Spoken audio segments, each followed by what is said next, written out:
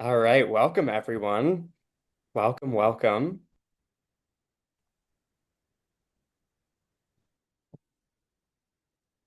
Oh my goodness. Lots of familiar names, lots of familiar faces.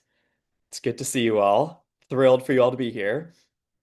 While we're waiting for folks to join, in the chat, do y'all want to share your name, affiliation, and a word that describes how you're feeling today? I will paste a quick message of that in the chat as well.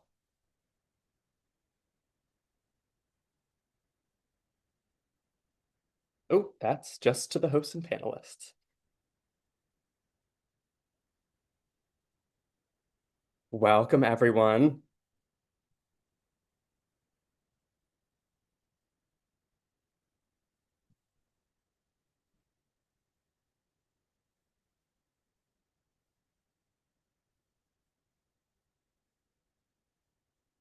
I see Laura a raised hand. I appreciate the enthusiasm and also hello. I see a couple of raised hands. That's very exciting. We will dive in just a minute um, once we get more folks on here, but thrilled to see so many familiar names and lots of friends. Okay, people are in the Q&A saying that the chat's disabled for participants. Oh no, that'll do it. That'll do it. I'll see what can be done there. Um, Thank you, oh, best people, for laid letting us know. plans. Yeah, thank you for letting us know. Appreciate it.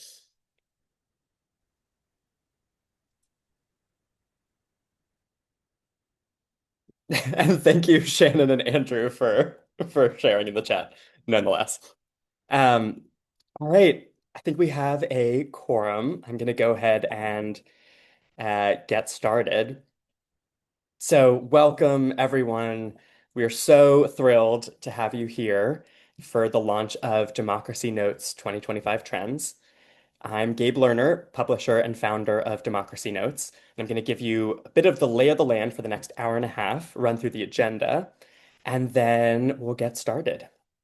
So, agenda-wise, you'll hear a bit more from me about Democracy Notes and our goals for this report.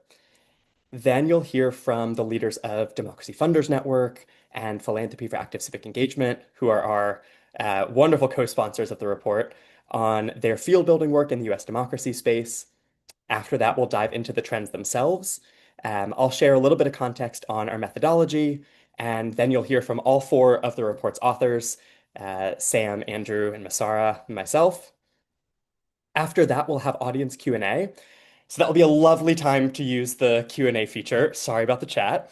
And then last but not least, we will hop into breakout rooms to discuss the four trends that you'd most like to talk about. So I'm going to share, jumping in a little bit of context on Democracy Notes and talk about our goals for the report.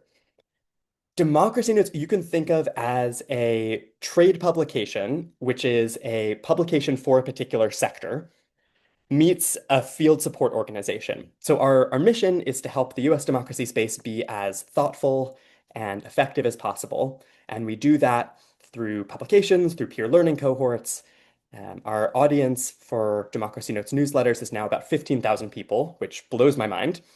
And we help our readers stay up to speed on the field, on philanthropy, find their next job in the space. And to help the space be as effective as possible, we run peer learning cohorts by job function. So we have cohorts for chief operating officers, number twos. Executive directors have lots of opportunity to meet each other, number twos less so, fundraising professionals, and communications professionals. So that's a bit of context on Democracy Notes, who we are. We set out on this endeavor uh, about 5 months ago now with three goals. So, our first goal was to spark conversation about the health of the democracy space in parallel to the very rightly robust, especially in this particular moment, conversation about the health of democracy itself. So, sparking a conversation about the health of the field in parallel to the conversation about the health of our democracy. Our second goal was to give practitioners a tool to lift their gaze and see the ecosystem around them. So, giving folks a tool to see the bird's eye view of the democracy space. And our last goal is to drive action on the trends that we've identified.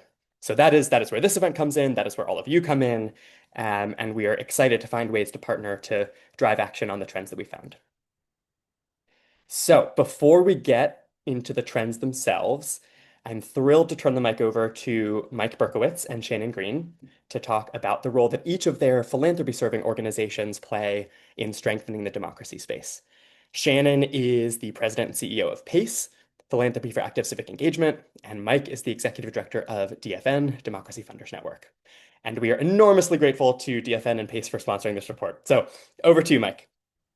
Fantastic. Thanks, Gabe, and huge kudos to the entire team that worked on this report. I will say there's something very different about this report than many others in the field, and I really appreciated the insight, the tone, in some ways the irreverence, but also the insight. So really well done. DFN was very happy to have been a supporter of the work. And I'll say, and I'm sure that many people on the line feel this, the findings really resonated with me. They're similar to observations, our own observations about the field, and they're similar to things that we have heard. And one can make a comment like that and say, "Well, you stated the obvious." But actually, one of the things, sort of to your point, Gabe, about kind of stepping back and seeing it is there are a lot of dynamics actually that we do all know, but we never take the time to name. We're so focused on building a healthy democracy, but in order to do that, we really need to build a healthy democracy field. And I will say most of the findings in my read of them really point to the need for greater field building.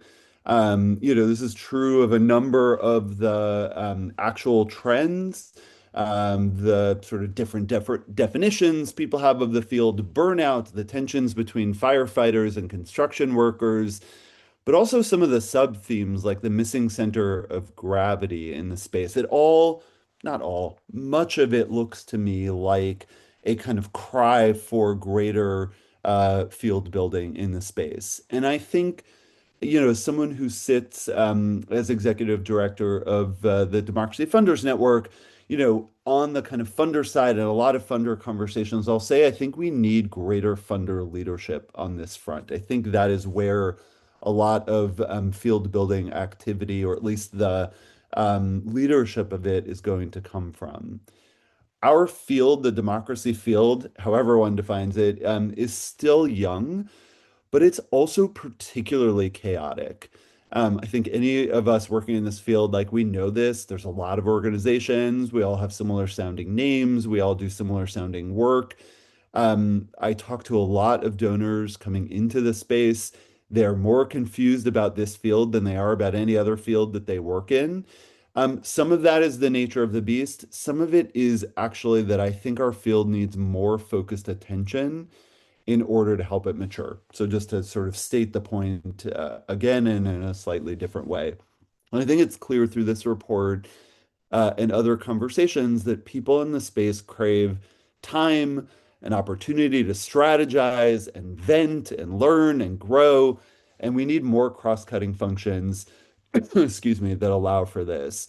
Our team at DFN does some of this work through the convening spaces that we've built at DFN and through our aligned network, Patriots and Pragmatists. And we've helped incubate critical field-wide infrastructure like the Democracy Communications Collaborative and the Democracy Protection Network.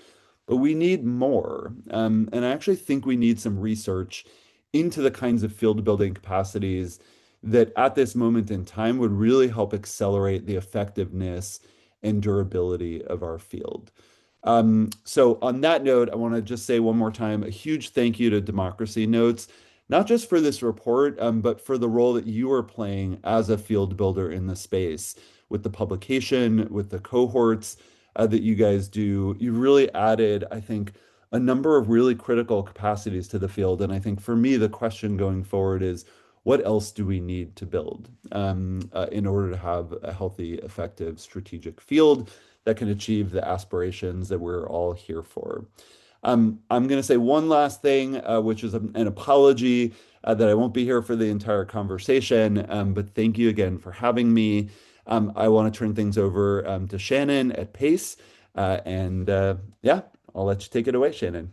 Amazing. Thank you, Mike. I'm really glad I followed your remarks because I think we share a lot of the same perspectives. And what I'm going to do is talk a little bit from my professional background, which is working in the democracy landscape internationally.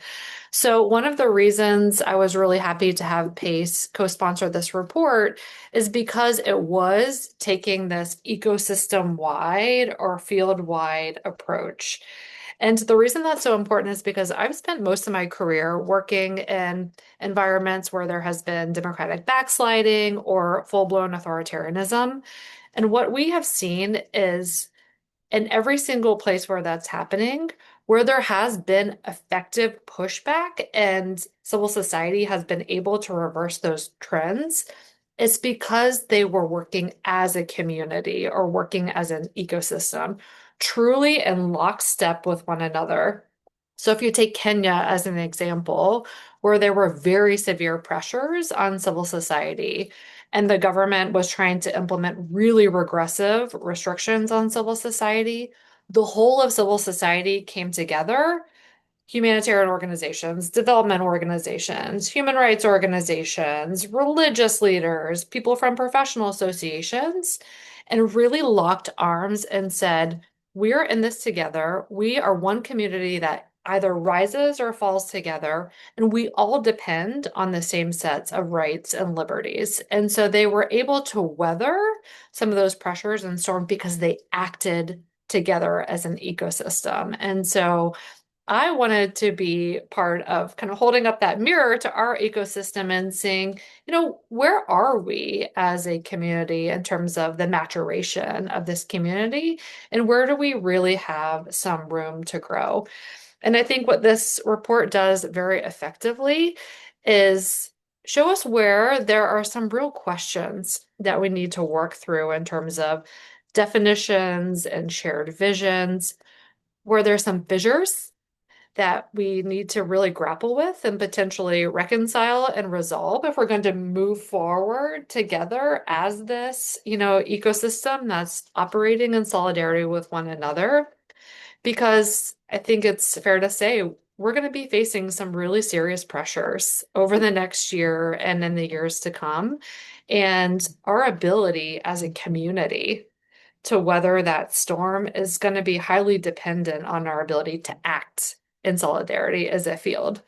So that's why I thought this was just like such an important thing to be a part of, and we were really pleased to help be a part of.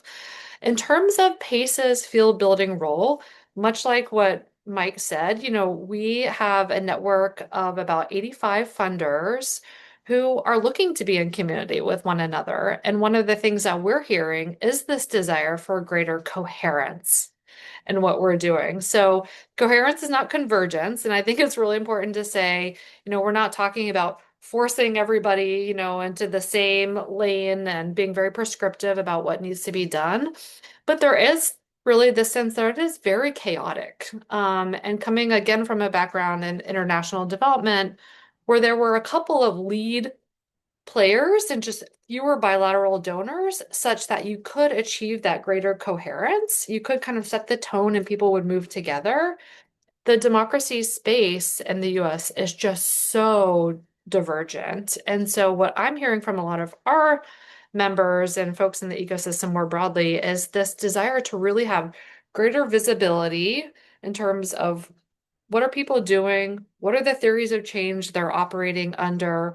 What are they prioritizing? What initiatives are they taking? What big swings are they taking so that we can achieve some greater degree of coherence in this sea of chaos that we're all experiencing? So, in terms of what PACE is trying to do, we just put out our new 5-year strategic plan. We're focused on 4 things that will hopefully contribute to this field building and greater coherence. And that is number 1, just really trying to go deeper with our members and taking them on a transformational learning journey. At the same time, we want to engage underserved, place-based, and kind of civic adjacent funders that are very keen to contribute to the country's democratic renewal and don't quite know how to do so and where to start. And we want to make sure that there's an on-ramp for them so they can collaborate with others without getting lost in the sea of chaos. Secondly, we're trying to build coalitions for action.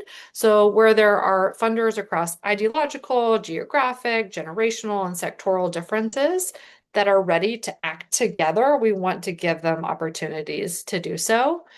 Third, we seek to strengthen the civic field by being a trusted thought leader and convener and bringing greater evidence and insights and data to bear on the investments that they're making and supporting reports like this as part of that.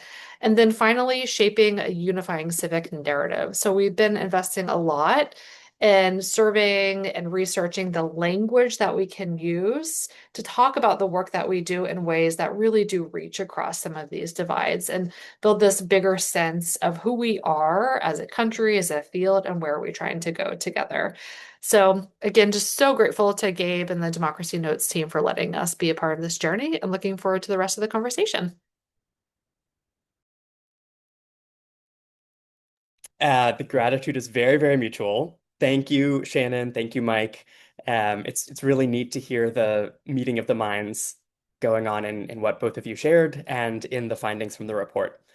So I'm going to turn now, before we get into the trends themselves, to share a bit about our process, the methodology behind this report, and a couple of sort of upfront big questions that we wanted to name. So methodology-wise, we interviewed 68 people between October 7th and December 7th of last year.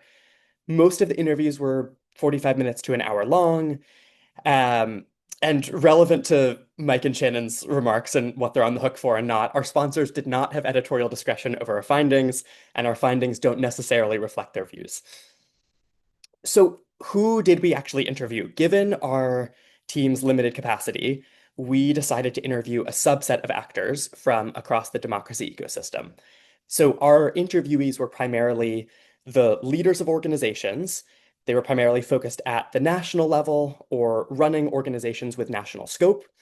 They tended to be from the institutional or NGO-ified, in quotes, democracy space.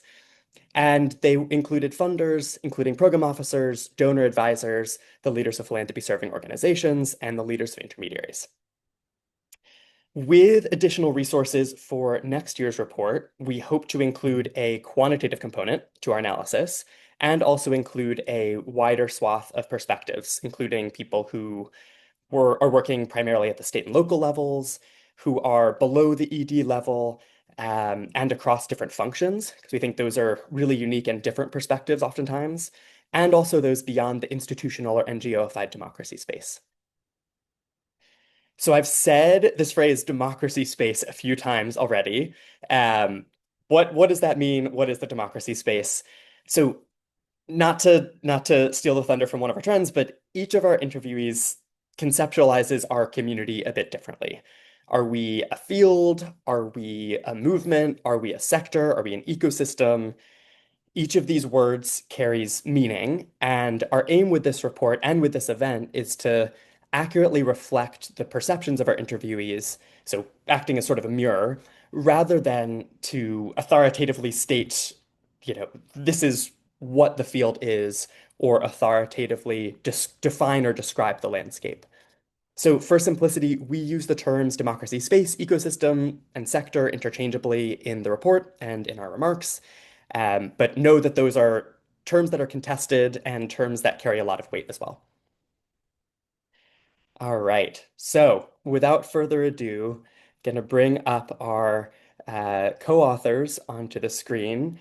And a quick note for the folks who are watching this presentation, two quick notes. One, please use the Q&A function. We're sorry about the chat being disabled, but please use the Q&A function to share questions, share reactions.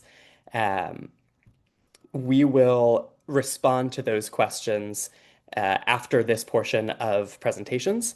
And then second, to tee up the breakout discussions after the Q&A portion, we're going to be asking you all to choose what's one trend, one of the 10 that we list and describe that you'd most like to talk about. So be thinking throughout these presentations, which is the one that you'd like to be in a breakout room for. We'll only be doing 4 breakout rooms, but which one do you want to vote for to have a breakout room? And ask some questions in the Q&A. All right, gonna pull up my wonderful co-authors and would love, before we dive into the results, to take a quick moment to thank you all. This has been a labor of love for all of us, but it's also been a real lift, and you have been fantastic partners in this effort. So immense gratitude. These are all A players, and it's been a joy working with them all. Without further ado, I'm going to drop some bios in the chat and pass it over to Andrew to talk about our first trend. Hey guys, here I'm pulling up so good to see you all. Trend 1 is we labeled through a glass arcly. Across interviews, the dominant description of the post-2024 period, really the dominant vibe, was disorientation. The election disrupted assumptions that had quietly structured much of our field's work about voter behavior, the resilience of our institutions, our time horizon, the reliability of incremental change. And in response, many organizations and funders entered extended periods of reassessment. Strategies were revisited, decisions were delayed, long-standing theories of change were re-examined, sometimes over a period of 6 months or more. And what emerged from those reflections isn't a new consensus, but actually perhaps a smattering and fragmentation.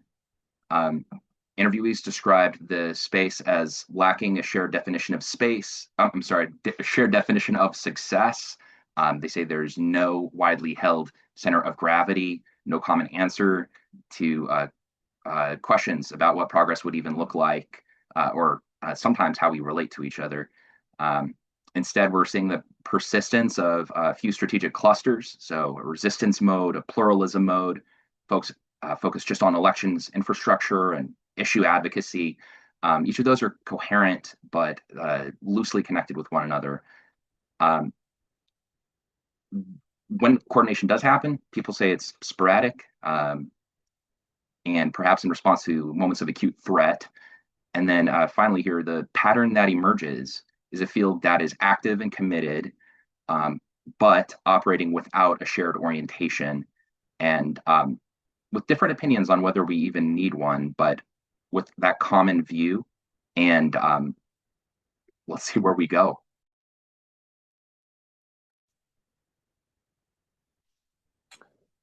Thank you all for being here today. It's great to be able to present this work and just reflect so many conversations that we had.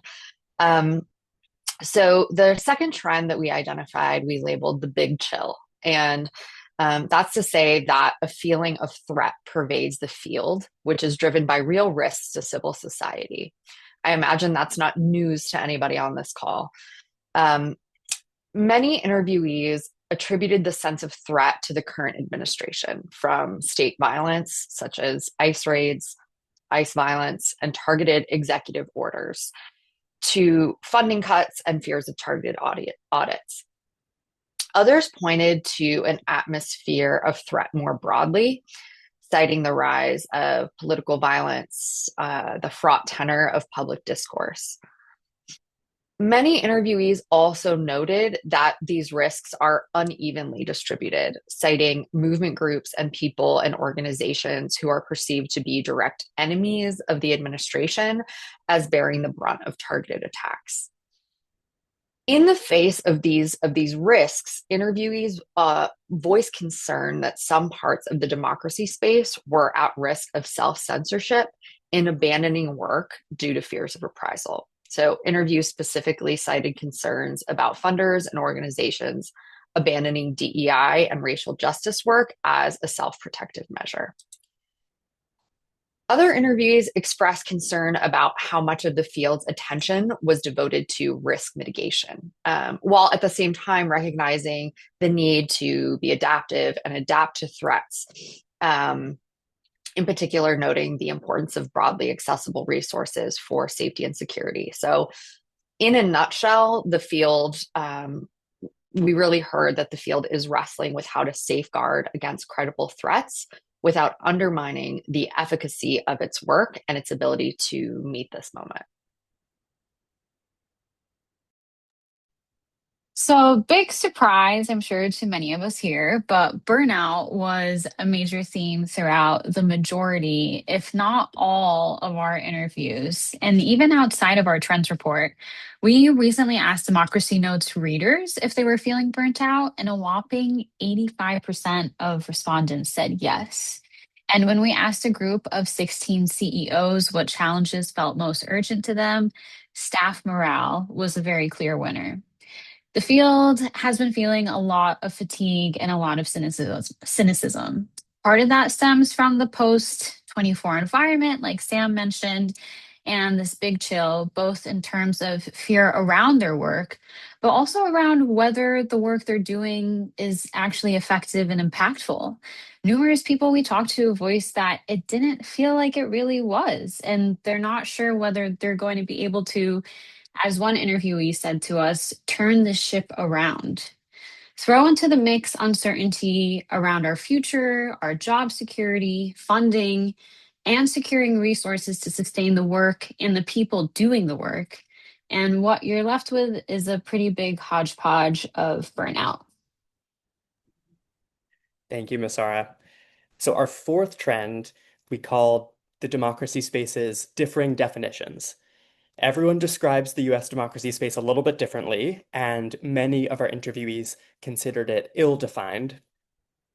Our favorite definition that we heard was a weird, misshapen protozoa. So you'll notice in the report, a strong protozoa, mitochondria cell adjacent theme for this trend.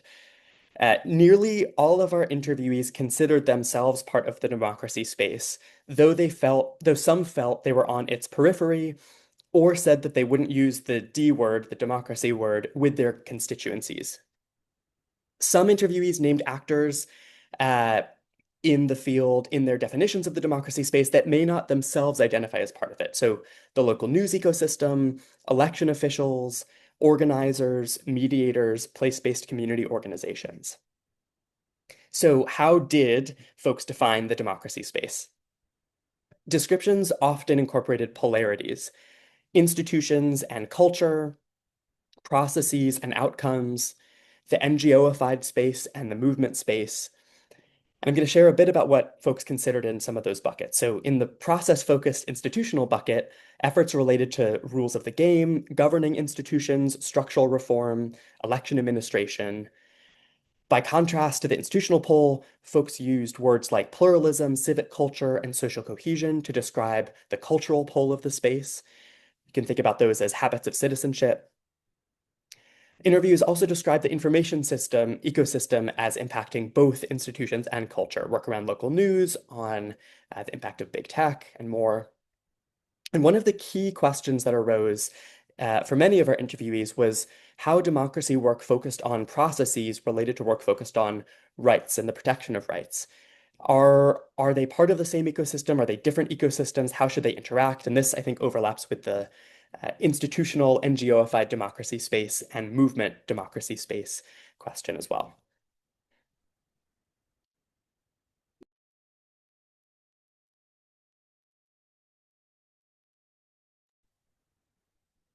Is it me? Yes, indeed. Okay. Here we go. Okay. Firefighters and construction workers. Sorry, my computer's a little bit glitchy. Trend 5, firefighters and construction workers. Interviewees consistently describe the democracy space as operating in two distinct modes, best represented by one metaphor we heard: firefighters and construction workers. Firefighters focus on stopping urgent blazes. They respond to immediate challenges and threats. They protect marginalized communities from harm. They prioritize rapid response in moments of crisis. Construction workers focus on building the future of US democracy. Their work is oriented toward longer time horizons, institutional reform, pluralism, governance capacity, and cultural change. Actors across the field widely recognize both modes as necessary. The tension primarily lies in different perceptions of how the field allocates attention and resources between the two modes. Interviewees described frustration across modes as well. The construction workers sometimes characterize firefighters as reactive, overly centered on the short term, self-defeating. Firefighting or firefighters sometimes would describe construction workers as detached from real threats, slow to respond to the given moment, or privileged or detached. Several leaders described this tension as showing up not just in the space, but internally within themselves and within their organization strategies. And so the result is an ongoing tension, and perhaps an accelerated tension after the 24 election, between immediacy and durability. And some leaders are pointing to the field's need to learn how to walk and chew gum at the same time.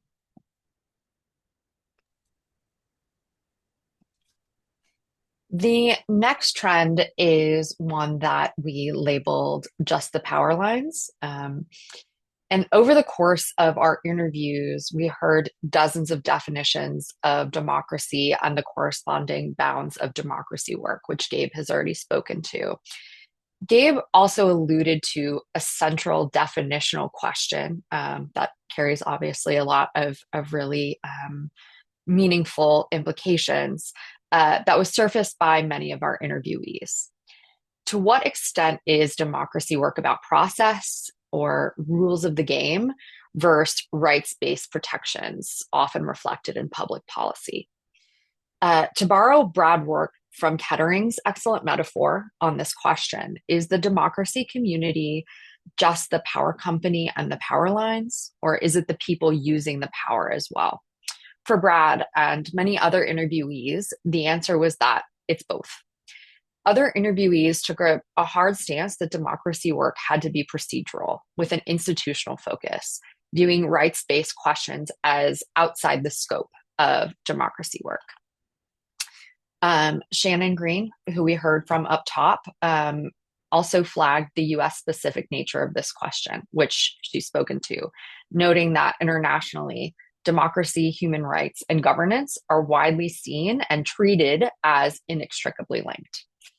Given the pressure that the US democracy space is currently under, we imagine that this, again, in many ways, existential question will remain front of mind, both among funders and practitioners this year.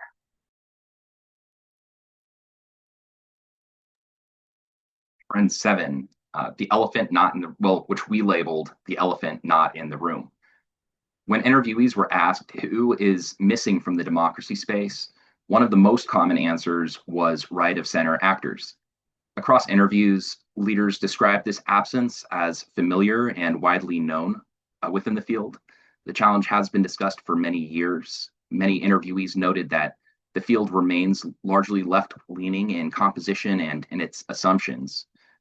Interviewees pointed to specific barriers that make conservative participation difficult, which include language and framing that equates conservative criticism of public institutions with threats to democracy itself, creating engagement spaces without the buy-in or input of conservative actors, and therefore basing these spaces on shared ideological priors, and then also a tendency to include only good conservatives who really have no active constituency on the present day right. Several interviewees across the spectrum described participating in the space for years and conversations that have been happening for years, and yet not seeing any meaningful progress on integrating right of center perspectives into the space. Others questioned whether engaging the right was worthwhile at all. They described efforts to engage a center right as chasing a false unity, or the center right as a mirage, particularly given the rise of illiberal actors on the right.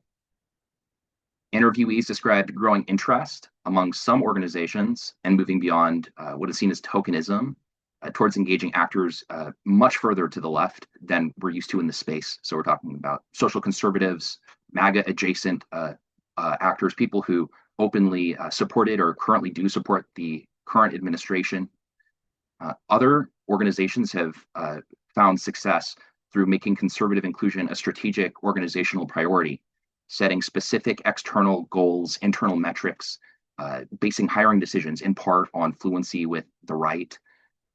And overall, the trend reflects a field that recognizes the limits of its current approach, that remains divided about how far engagement should go, and with a portion of actors who are increasingly frustrated by the status quo and pushing towards new horizons of engagement.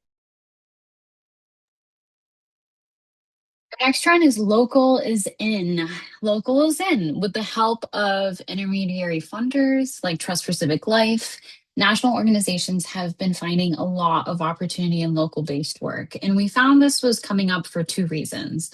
One is that it's where the work can be perceived to be felt the most and where you can see the ways democracy impacts the daily lives of everyday people, which is something that Sam had been talking about too earlier. And two is that it helps with that burnout feeling because local is where there is more of a sense of the effectiveness of the work. But that being said, the opportunity in local doesn't come without its caveats. There is concern that national organizations pivoting to local focus can, first of all, harm local communities and the trust that they have in democratic institutions by parachuting in with their own agendas created without real understanding of the communities and their needs. And second of all, it can disrupt the work and the trust that place-based organizations, so already local organizations, have built while also diverting funding away from them. Our ninth trend we labeled dialogue alone is out, but pluralism remains relevant. So, what does that mean? When we asked interviewees what work feels most overvalued right now, one common answer was dialogue only bridge building work. Folks saw a spurt of that work around 2016 and in subsequent years and felt that that work was getting too much oxygen relative to other. But the pluralism ecosystem has perhaps evolved beyond just that work. Interviewees described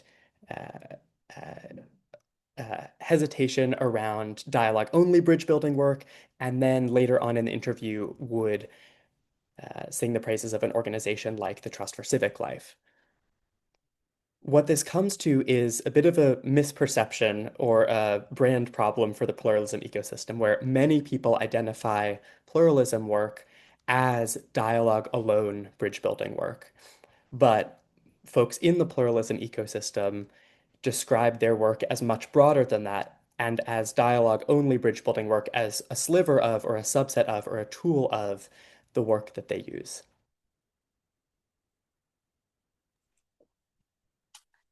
And finally, the 10th trend that we identified is we've labeled fewer solos, more harmonies. There are a few words and phrases about how the field is organized that seem to be burned in our collective psyche. They're certainly burned in my psyche, namely siloed and scarcity mindset. While we heard many of these deeply ingrained observations of how the field moves or doesn't move together, which we've spoken about throughout a few of these trends, what felt notable over this past year is that many people spoke about shifts in thinking about coordination and collaboration. Specifically, we heard a growing recognition that more collaboration will help us all. A shift away from there being a correct theory of change to an appreciation of different swim lanes. And I will continue running with that metaphor. Meaningful progress being made toward building field infrastructure to facilitate the aforementioned coordination and collaboration. The animating question of the field, based on our conversation, seems to be moving away from what is the best approach, full stop, toward what are all the approaches we need and how should they interact with each other and how should they be prioritized. In addition to the observation that people and organizations within our field are building pools to house the different swim lanes, I said I would keep running with that metaphor.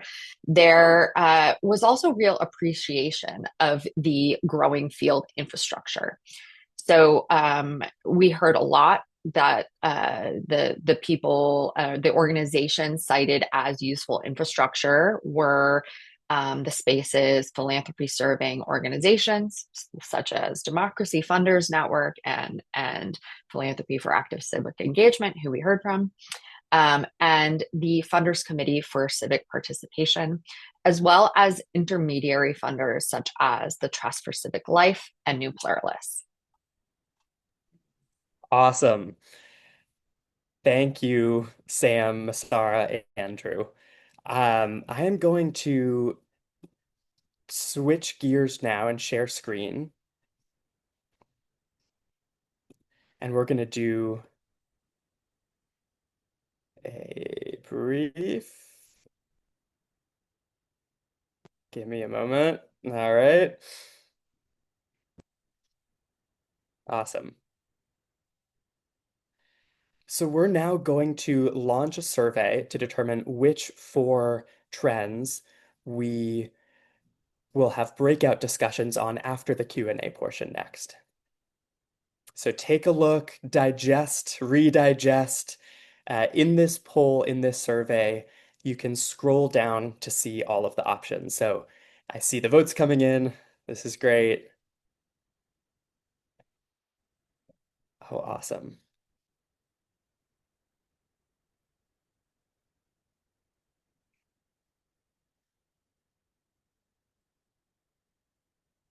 Really, really neat to see what folks are excited to talk about. Cool.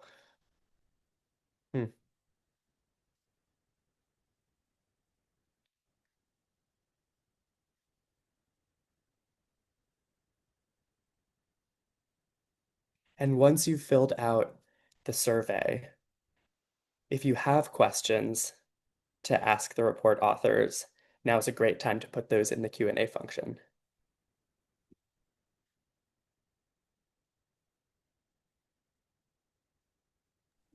The more, the better. I'm interested in hearing people. Agreed. Same. Okay. It looks like we've got about 80 responses, so a few more folks to share their preference. We also have some close contention here.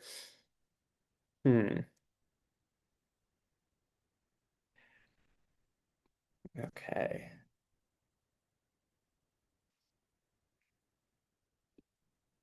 All right. I'm gonna stop screen sharing. I'll leave the poll open for another minute, and we'll get started with Q&A. So we had some incredibly thoughtful and interesting. Oh, interesting. Okay.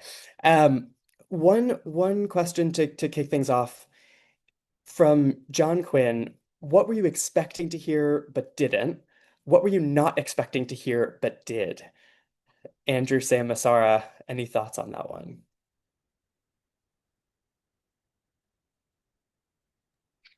I mean, I can kick it off, and I think this kind of goes into another comment that I saw in the Q&A, but one conversation that we had as a group was that we were surprised that conversations around diversity, equity, and inclusion weren't as prominent in a lot of in the interviews that we conducted. It seemed like it would be an issue that would be particularly relevant and pressing in the current environment that we're in. It also felt like a really big shift from what seemed to be dominating the conversation in this space just a few years ago. I'm sure to a lot of people, this is not surprising in a lot of ways because we've seen the way that actors and organizations have been reacting to the current political climate that we're in and reacting often by withdrawing. But it still was something that made us curious because it is something that feels like it would make a lot of sense in this field to be front of mind right now. Yeah, and I would almost back up and say that a little bit even more broadly is I read at least one person here kind of just described it as like racial justice or how many people of color were engaged, racial dynamics, right? Because DEI has a particular, whether we, you love it, hate it, or think it's whatever you think about it, it's this bigger issue, right, of racial justice and thinking about the voices and perspectives of communities of color, Black communities, Hispanic communities, Indigenous, and others. um, it surprised me. Look, and I'm like on the right. Like it surprised me how few people would bring that issue up when a couple years ago, I not to be too judgmental about it, I guess, but it surprised me that a few years ago it was really, really a focus, and it rarely came up in conversations. Um, Part of this, and guys, just like tell me if you disagree.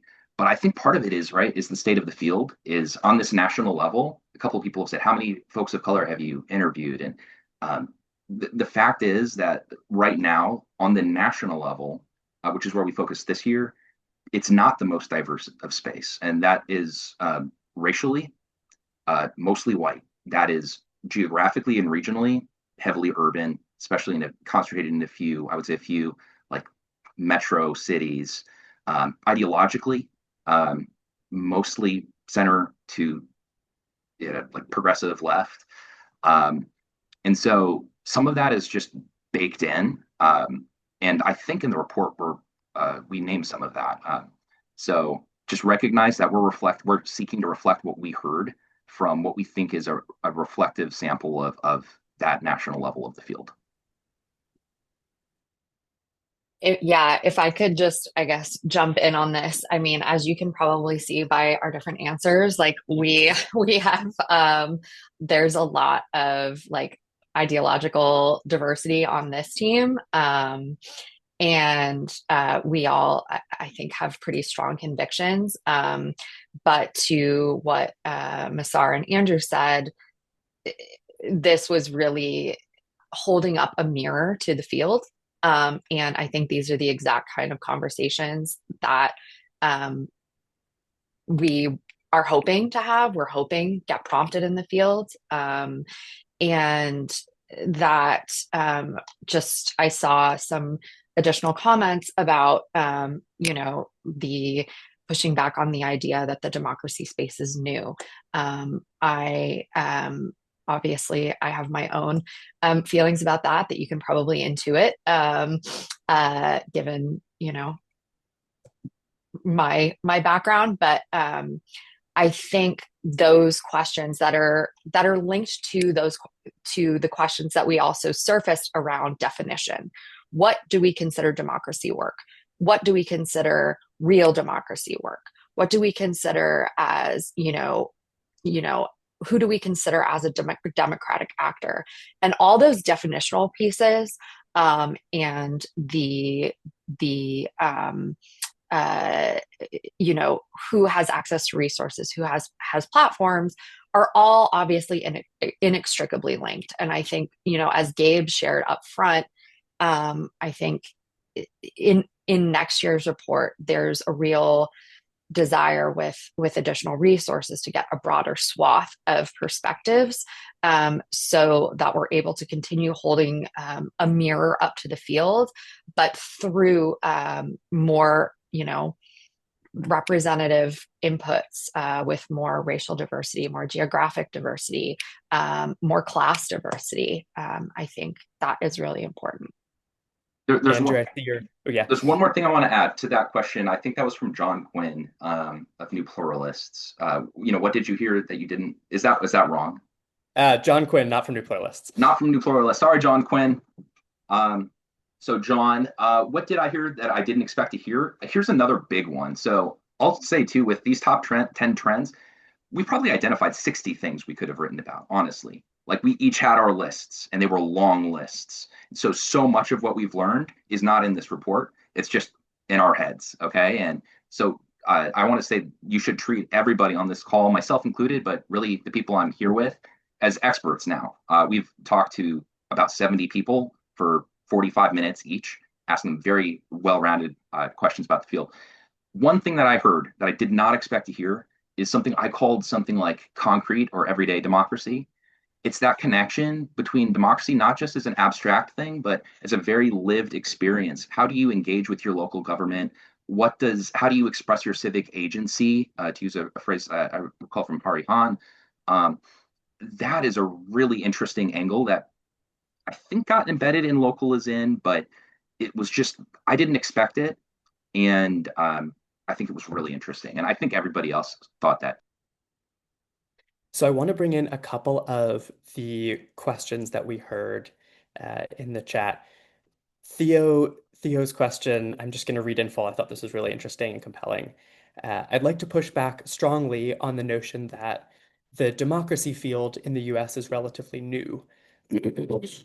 Perhaps what makes it new is that the sector now has a lot of new, primarily white/privileged actors and funders who are fairly disconnected from marginalized communities that have felt the brunt of anti-democratic actions for many decades. For example, Black, Native, and immigrant communities. It's telling that this was not a salient point or trend recognized in the report, since there's a direct lack of representation at these levels. And very much agreed in terms of the interviewee's point there. We interviewed folks who, as I said at the beginning, skewed national, skewed towards the ED levels, and skewed towards the NGOified or institutional part of the democracy space, as opposed to folks in the movement ecosystem. And I'm curious, this I think falls into conversation with another question, which I'm scrolling for, but if anyone has additional thoughts, uh, Sam Massara in particular on that piece, that would be great. Go ahead, Go ahead, Sam. We Massara. unmuted every time. You go ahead. I'll add We'll my 2 cents piggyback. in afterward. Perfect. No, Theo, I mean, yes. I think that this is something that we see not just in the democracy field, but in a lot of fields where you see people of color laying the foundation, doing the brunt of the work, and not being recognized as valid until there is really a rich white person who comes in and claims that work, and then suddenly we're institutional, right? I think even when you see that divide, my background is local journalism, and I've been in a lot of these conversations with state and local level actors, and I can tell you that the conversations that I was hearing on the national level were very different from the conversations that I was hearing on the state and local level. And I think that also goes to show you, in addition to the makeup of the people in those conversations, how different the connection to the idea of democracy and democracy work really can be, depending on what level you're working on. And I think that's a big question for us as we're thinking about what defines the democracy field. Is there even a single definition that we can apply to the democracy field, and who makes up the democracy field? Is How do these things work in tandem so that we can really focus on strengthening our democracy in a time that we really need to be focusing on that? I'd love to pull in another thread from the questions focused on a different boundary of the democracy space, and this one on the right. We had a couple of questions that I'm going to try to sort of mix together. One from Brian Brady, and another excellent one that I'm scrolling to find from Matt Barron. Um, from Matt, one of the challenges, Matt is a grant maker. One of the challenges we face in grant making to conservative/right organizations is that while they may be doing aligned work in the democracy space, they may also hold positions on other issues, immigration, for example, that are diametrically opposed to our organizational values. This creates significant reputational risk for us and the possibility of real harm to our community, even though we wouldn't be funding these orgs to do work on those issues. How have others navigated this? And the other question that I'd love to bring into this is, I see the report calling for more right of center folks in the movement, but a lack of definition on that front. Is there recognition that a number of these folks are followers of Curtis Yarvin and others who call for dismantling our democracy in favor of a monarchical type of government? And don't we need to recognize that the administration in power today is using early stage fascist tactics to invade and harm our people? Why should we reach out to folks who are explicitly anti-democracy and causing harm to our people? So I see similar tones and themes coming up in these two questions, and also Oh my goodness, this reflects back so much of the interviews that we had. Like all of these themes popped up in a lot of our interviews, so I'm glad that they're popping up here too. But yeah, thoughts on the conversation around those two questions, folks. Well, as the token Republican, let me just say this. I don't think there's a single trend, a couple things that I think are going to be really helpful for understanding the report that I think we name in the report. What we've sought to do here is to actually mirror back what we've heard, not so much to prescribe an answer. So I think literally on every trend, I don't have the same opinion as I don't think there's a single trend on which all four of us have the same prescription to solve it. At least I can say that about myself. There's not a single trend that for me, I would say I agree with all three of the other people that were interviewers. And that's part of the healthy variety of why we saw different perspectives on this report in the interviewing section. Um, Matt, you brought up a really interesting point on the donor side. We've heard similar things from other donors. Um, I don't know how much to say, but I don't think there's a clear solution that I heard. And if others have, then great. And again, also, if you want to talk, I'm happy to talk to you about it offline, like outside of the context of presenting this report. The other thing is, with that question of like, okay, there's Curtis Yarvin, and I'll say Curtis Yarvin's not a name that we heard in any of the interviews, including from the folks on the right who are in the space. I think there are different opinions, right, about how to engage the right given people like Curtis Yarvin. And even very influential people who admire Curtis Yarvin, who are currently in office, right? I think people just land differently on what to do with that information and how to best navigate it. A lot of people in the space absolutely recognize the administration in the language that you have used and would themselves use it. And even some people who are in favor of engaging the right in new ways would agree with that assessment, just based on what I've heard. So those are some points on those questions.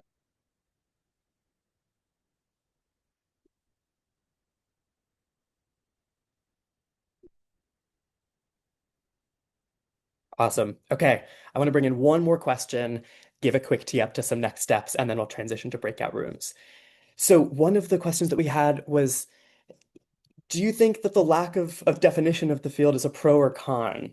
And I'm going to take this moment as a plug. If you have thoughts on the report, if you have thoughts on the conversation we've just had, please, please, please, please, we'd love for you to write a piece in Democracy Notes Perspectives, sharing that perspective. We'd love to hear from you, and we'll share out ways of doing that after the event. Uh, I mentioned that because we have a piece from one of our interviewees that I was just editing before this conversation that argues that the lack of definition is a good thing. Like we do not need coherence, and that coherence and clear boundaries is maybe detrimental to the effectiveness of the work in the short term or the long term. So I'm going to share that as a plug for writing a piece in Democracy Notes Perspective. Share your thoughts, share your perspectives. And we will do our best to follow up afterwards on some of the questions that remain in the Q&A. But we're thrilled to see the themes that are popping up in the Q&A function aligning with the themes that popped up in the report. So I'm going to open up the breakout rooms in just a second. Just finishing writing the last breakout group name, firefighters and construction workers. Fighters and construction workers. Gabe, And somebody asked if we yeah, could see like the display, like who voted, like not who voted for what, but the numbers. Is that a yeah. thing? I'm not totally sure how from a logistical standpoint, Okay. but feel free, folks. Breakout rooms should be open now.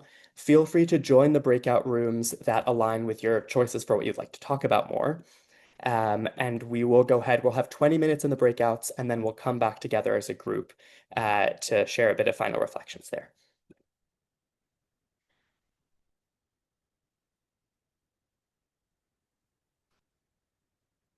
And Andrew, do you mind going to right of center, and I'll do firefighters and construction workers, and then Sam solos Masara local.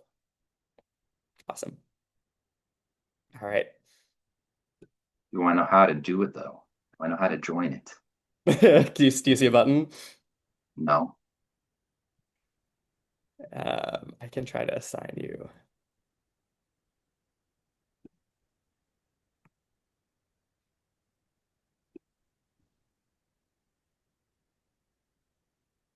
Okay.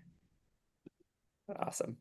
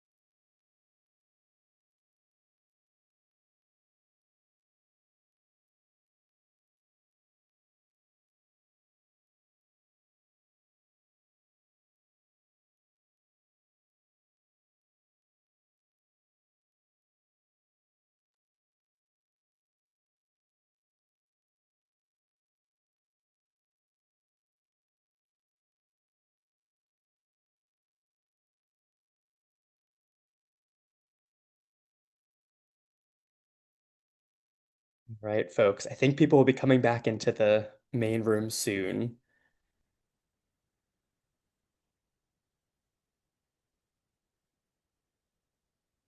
I very much wish this were a meeting, not a webinar, so that we could all be on the same screen and get to hear more directly what came up in folks' conversations.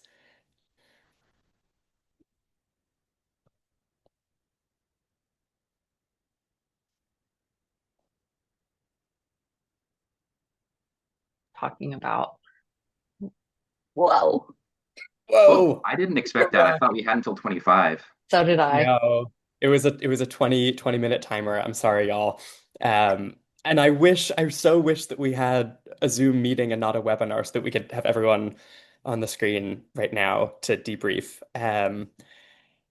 Do you all report co-authors want to share just one thing that popped into your mind, or that came up in the breakout conversations that y'all were in? Right now. Oh, because Yeah, for everybody's sure. out now, right? Yeah, yeah, yeah. I'll go last. I can go ahead and go. So I was in the locals in conversation, and we tried to talk a lot about solutions as opposed to problems because we all know what the problems are. And I think a strong theme that came across that I thought was really helpful was how national organizations can work with local organizations and place-based organizations in a way that leads to effective and not harmful work. And a big part of that was how can you take the assets and the skills of both levels and merge and fuse them together in a way that will yield those results that we're looking for. So when you look at local based organizations, they have the relationships, they know the people, they know the geography, they know the needs. How can you pair that expertise with what they are often lacking in national organizations have, which is resources, tools, technology, even just baseline infrastructure that can really help scale the work that you're doing and make it more effective. And so that was something that people were talking about in terms of this is great. Like, please come in and help us, but you can help us without taking over. One thing that ties to that to some degree, I was in the firefighters and construction workers group, and a comment that Mickey made was around how in the report construction workers often meant institutional work, but Minneapolis is a great example of a moment of sort of acute crisis, building the skills, the habits necessary to preserve and protect democracy. So it's like you are in a moment of crisis, but you are building in the construction worker mode through the skills of movement building, through the skills of organizing, movement capacity, and infrastructure capacity for the long run.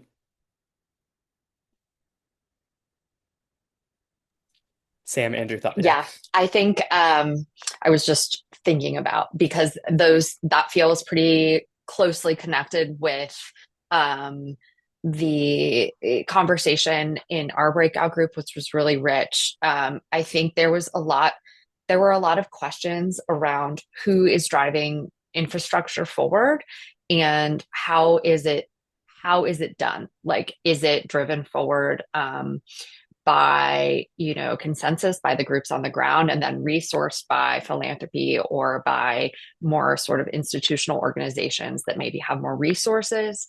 Where does it sit? And then also recognizing that questions around infrastructure have ties to definitional questions of if this is how we're conceiving of democracy work, then for example, like if it's more kind of the rights-based questions, then the infrastructure is going to look different than definitional questions around procedural questions. And the also the challenge of then, well, do we stop in this moment of, what feels like urgency in order to kind of hash out these definitional questions, or do we keep moving forward and doing the best that we can with infrastructure building and just grappling with a lot of those different questions?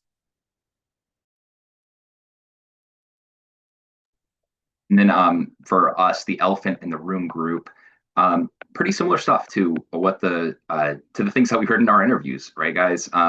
but questions around how do you engage conservatives effectively? How, particularly if your staff is very, mostly left wing. Another interesting facet that I heard that I've noticed, I don't think we name in the report, is that the pluralism space has more conservatives, and in some cases, it's actually like most of the funding for a certain organization might come from right of center. You might not even know it if you looked at their website or whatever. Um, and I think there are some really interesting questions just around how do you do it? Like just how do you do it tactically and strategically? And I have as you know, Gabe, I have a piece in mind. I'm excited to write on that. But just like a lot of questions about the how, and the sense that it needs to happen, and we try it and it doesn't work, and what's wrong with them, and how do we get further along? I love this. Okay, I'm going to run through your next steps. Um, One, read the report, engage with the report. Two, once you've done that, share your reflections, whether that's with our team or with through a Democracy Notes Perspectives piece. If writing isn't your thing, maybe we can do a little interview. We love audio, we love video. Um, and if it feels right, we're looking to host further events on each of these trends. So if your organization sees itself in the report in some way, you'd like to spark a conversation on one of these topics, reach out. We're excited to find ways to partner, whether that's on events or otherwise. Um, and then last but not least, just another huge thank you. Thank you for being here. And thank you so much, Masara, Sam, Andrew, for the work that you've put into this report and for making it such a wonderful product. Take care, y'all. Thanks.